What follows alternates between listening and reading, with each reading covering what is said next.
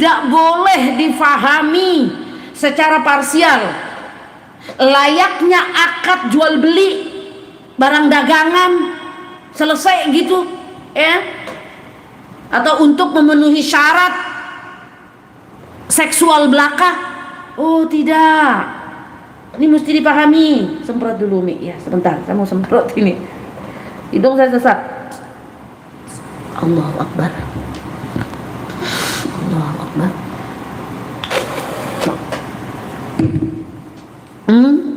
Sekali lagi, pernikahan ini sebagai ikhtiar adikku ya, mesti dipahami. Tolak segala bentuk macam nikah sirih itu. Nanti saya jelaskan hukumnya sudah, karena ini jauh-jauh dari negara tetangga nih, nanya nih. Nah udah mulai bindong dah suara saya nih, karena hidungnya sesak.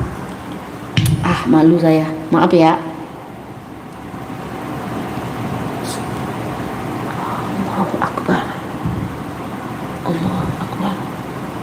Ini kalau saya bersin, maaf. Kalau saya bersin nanti saya bangun ini. Masa saya mau bersin di depan kalian? Aduh ya Allah ya Rabbi. Udah longgar. Maaf ya. Mesti difahami dengan benar pernikahan ini. Pernikahan tidak boleh dipahami secara parsial adikku ya. Macam orang mau jual beli ya, mau jual beli mangga, mau jual beli baju ya, atau untuk sekedar memenuhi hasrat seksual belaka, enggak.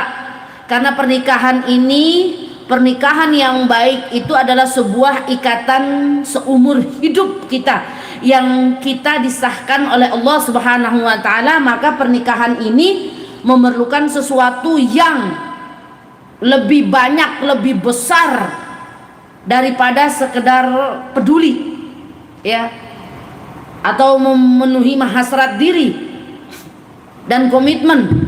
Pernikahan ini memerlukan adanya kesadaran tentang kehadiran Allah Subhanahu wa taala dalam hidup kita, yang akan membimbing kita nanti di jalan yang lurus, jalan kebahagiaan yang sejati, yang abadi.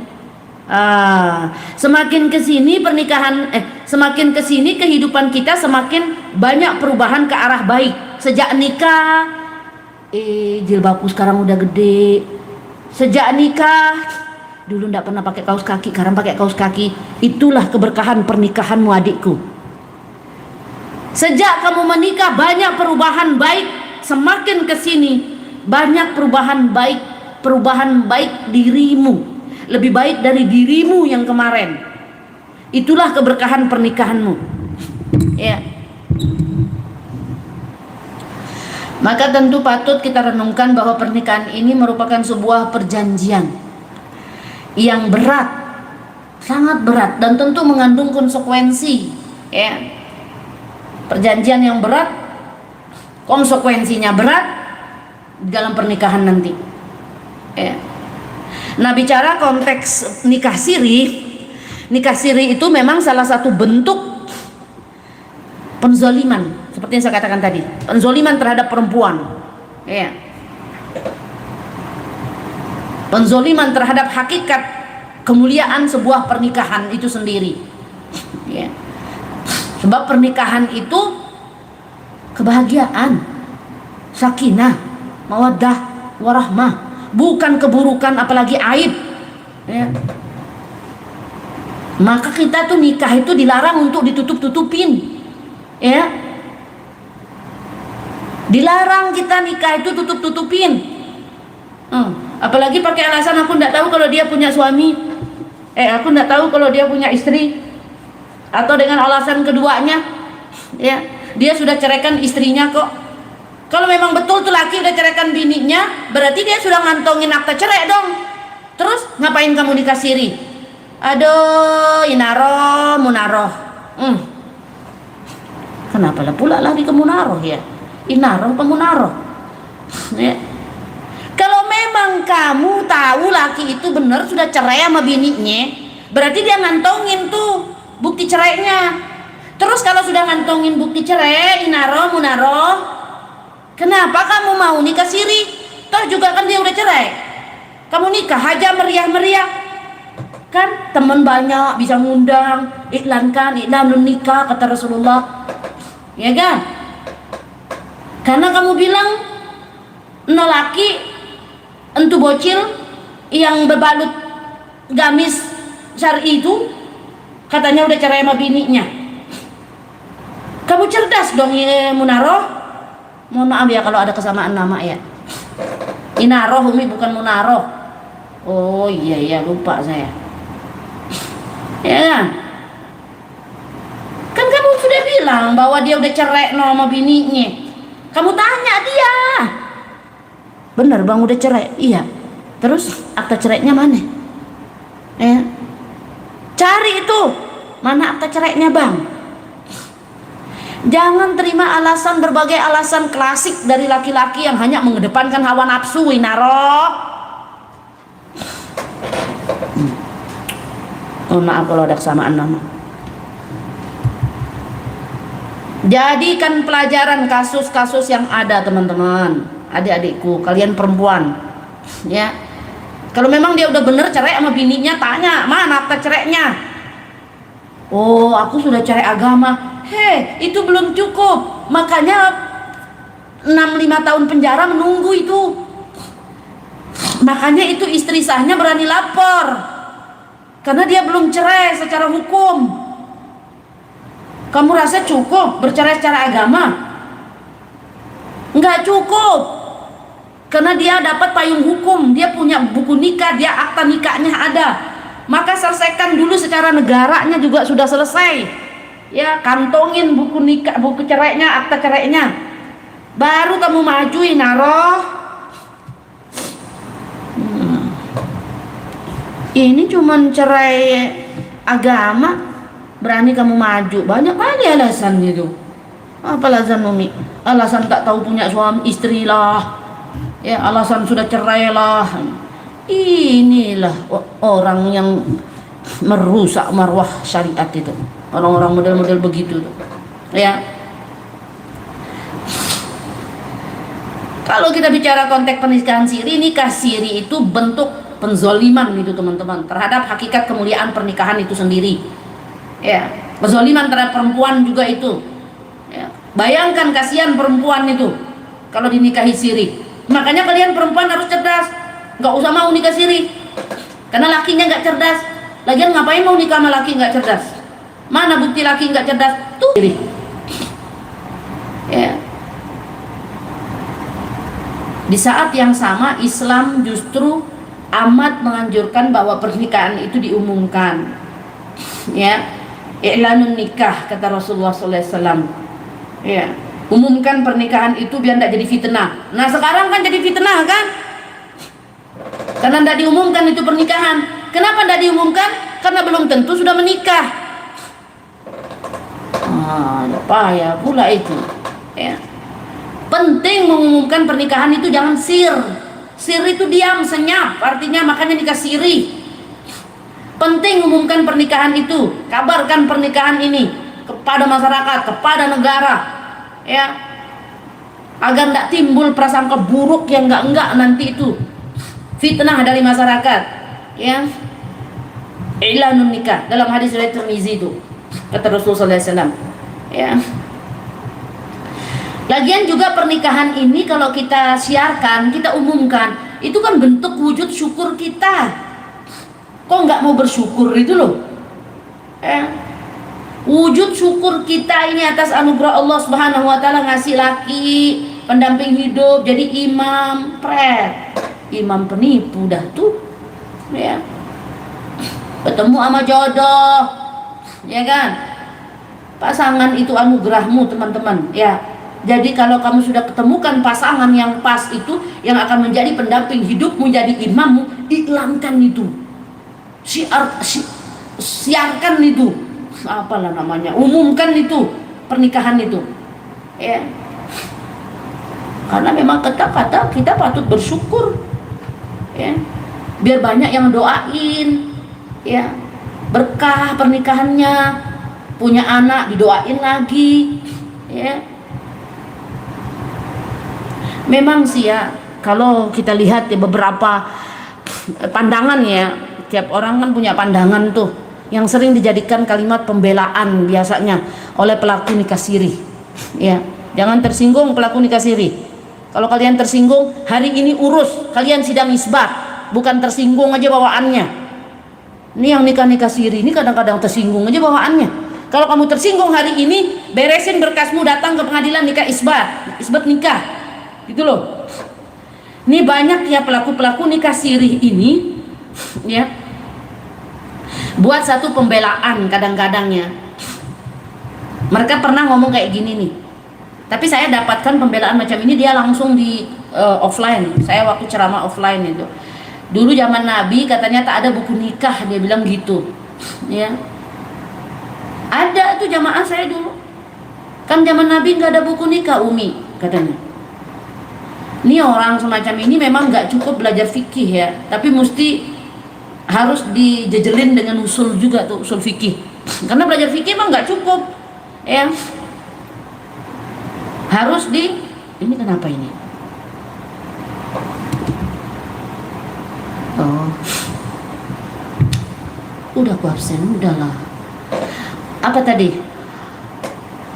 Orang kalau punya pembelaan itu sedang mencari pembenaran diri. Dia kadang-kadang membenarkan dirinya dengan kalimat itu, ya. Dulu juga Rasulullah tuh nggak ada buku nikahannya tuh. Nah, ini cuman belajar fikih kulitnya. Mesti belajar usul, qawaid, maqasid. Itu kita pelajari kan. Kalau kita ngambil jurusan itu, ya, belajar hukum. Karena ada salah satu kaidah fikih teman-teman di bab ini ya, tentang la yunkaru ghayyur apa itu al-ahkam bil ghayyur az-zaman. Nah, itu salah satu kaidah itu. Karena kan belajar fikih memang nggak cukup. Sekarang ini haram. Ya, kalau kita belajar lebih dalam lagi nanti ada kaidah fikihnya, ternyata kok bisa halal ya. Kenapa? Gitu kan. Kok berubah jadi halal nih, gitu kan. Nah, itu maka pentingnya ketika belajar fikih itu belajar juga usul, ya, kenal lah ya, walaupun kulit-kulitnya, gitu kan ya. Pahami lah ya usul fikih, qaid fikih, maqasid fikih, tujuannya apa tuh. Nah, maka ada salah satu kaidah fikih la yunqaru taghayyur al-ahkam bi taghayyur az-zaman. Apa itu artinya? Udah terganggu sama hidung saya ini. Nggak bisa diingkari, itu maksudnya bahwa hukum itu bisa berubah teman-teman karena adanya perubahan zaman. Nah, pandangan orang-orang yang memang pemahaman sekuler, ya, memang seperti itu marak terjadi itu. Buat satu pembelaan kayak itu, mereka berdalih yang penting nikah siri, gitu kan, ya. Yang penting cara agama. Itu orang sekuler itu teman-teman, karena dia pisahkan negara dengan agama. Nggak apa-apa, nggak usah catat di negara, yang penting agama kan. Pahami itu tuh ciri khasnya sekuler itu, ya, karena dia pisahkan urusan agama dengan negara tadi, ya. Dan itu salah satu ciri khasnya gitu kan ya. Dan itu marak terjadi, ya, yang sering diungkapkan atau yang sering menjadi kalimat pembelaan dari orang-orang atau pelaku nikah siri itu seperti itu. Ya, dulu juga Nabi nggak punya buku nikah kok. Yang penting sah secara agama. Ngapain mikir negara? Ini otak-otak yang sudah dicuci dengan pemahaman sekuler. Kalau dia seorang yang cukup religius ya. Nah, beda kalau orang yang memang nggak religius tapi dia kedepankan hawa nafsunya itu. Kan ada dua motif itu. Ada orang yang sekarang kan religius gitu, nampak dia. Istri 1, 2, 3, nggak apa-apa, nggak sah 3-3-nya, yang penting sah secara agama. Ini sekuler orang-orang model begitu tuh. Daftarkan pernikahanmu, negara mesti tahu, karena kita tinggal di negara yang dipayungi hukum, ya. Mereka berdalih yang penting sirih, sah secara agama, padahal secara agama juga belum tentu sah itu. Ayo, karena nggak selamanya nikah siri ini sah secara agama. Nggak usah catat negara dah, nggak apa-apa. Ini pemahaman keliru, sebab kerugian dan kezaliman akan menanti Anda nanti jika konsep ideologinya seperti itu, dan itu sekuler. Nah, kalau kita kembalikan sekarang ke kaidah fikih yang saya sebutkan tadi, la yungkaru taghayyur al-ahkam bi taghayyur itu, taghayyur az-zaman itu, maka memang harus menganggap bahwa fikih ini produk pemikiran relatif yang pasti berpotensi adanya perubahan sesuai dengan konteks zaman. Itu yang saya dapat dari dosen saya. Kalau saya salah berarti dosen saya salah loh ya.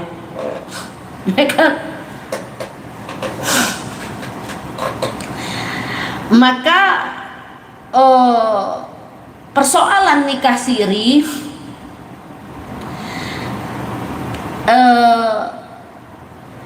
diletakkan sebagai produk yang punya ruang waktu yang terbatas, bahwa produk pemikiran atau fikih tadi itu yang lampau tidak relevan dengan konteks zaman yang terus berubah, termasuk dengan konteks yang ada di Indonesia saat ini ya. Itu ada bahasan khususnya tentang, nanti dibahas di segi hukum negaranya itu ya.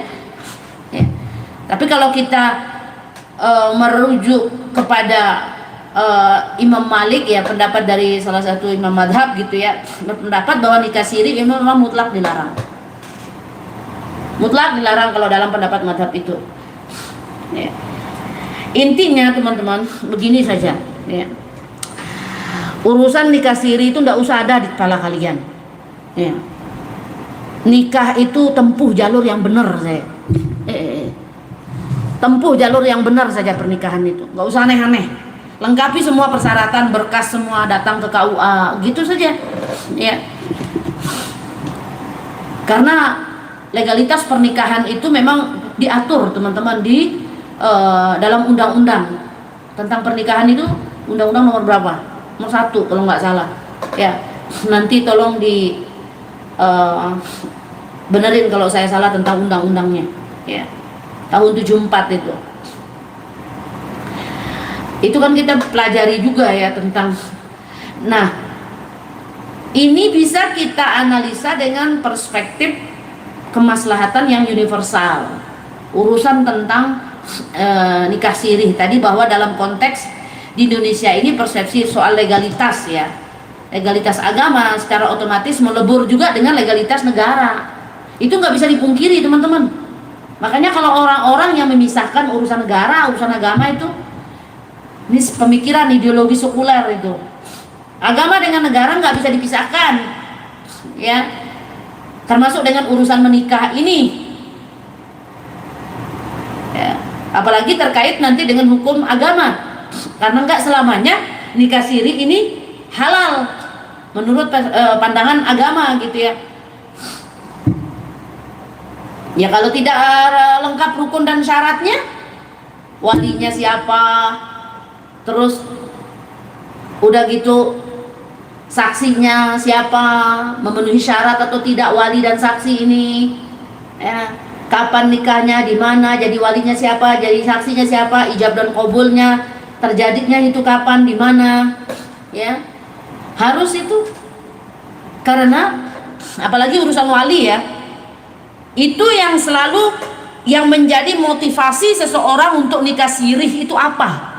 Karena kadang-kadang terkait dengan wali tadi.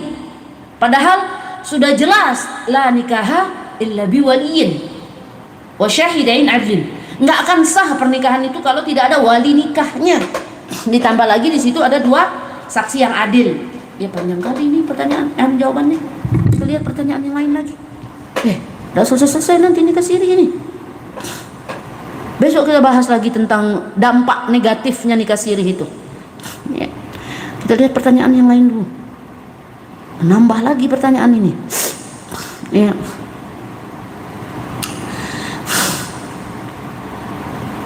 Sholat yang tertinggal, dari atas atau dari bawah sih saya baca ini? Oh pokoknya mana yang nampak lah di mata saya. Pokoknya saya lihat di WhatsApp ini hari ini. Sholat maksudnya kali ya. Apakah benar cara menebusnya Sholat yang tertinggal dan tak terhitung itu dengan